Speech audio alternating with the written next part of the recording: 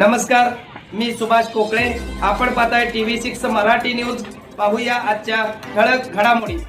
बातमी जत तालुक्यातून एक महत्त्वाची बातमी. पावसासाठी तुकाराम बाबांनी गुड्डा परत घातले लोटांगण. 1001 झाडे लावण्याचा केला शुभारंभ. जतसह राज्यात समाधानकारक पाऊस पडावा, शेतकऱ्यांच्या चिंता दूर व्हाव्यात आणि निसर्गाची कृपा व्हावी या उद्देशाने चिखलगी भुयार मठाचे मठाधिपती श्री संत बागडे बाबा मानव मित्र संघटनेचे सर्वेसर्वा हबापत तुकाराम बाबा महाराजांनी महाराष्ट्रासह कर्नाटकातील लाखो भाविकांचे श्रद्धास्थान असलेल्या जत तालुक्यातील गुड्डापूर येथील श्री दानम्मा देवी येथे विशेष धार्मिक उपक्रम राबवला.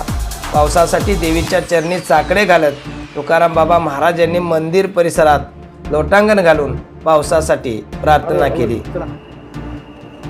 आज गुड्डापूर या ठिकाणी श्री दानम्मादेवीच्या चरणी एवढा मोठा मे संपला, जून महिना संपत आलेला आहे. आता देखील मेघराजाची कृपादृष्टी या बळीराजावरती झालेली नाही.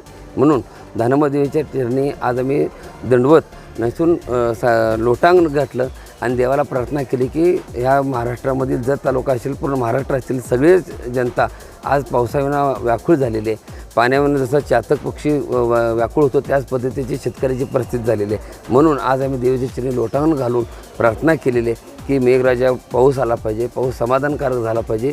जून महिन्यातला 7 जूनला पाऊस चालू होतो, पण आज 23 जून आहे तरी देखील एक थेंबा पावसाचा नाही आहे. दुबारी पेरणी करण्याची वेळ शेतकरी राजावरती आले, बळीराजावरती आलेले आहे. दुःखाचा डोंगर त्यांच्यावरती कुठेतरी कोसळता दिसतोय. म्हणून आम्ही देवीच्या चरणी साकडं घालण्यासाठी एक वेगळ्या पद्धतीने प्रार्थना करण्यासाठी आज लोटांगण या ठिकाणी घेतलं.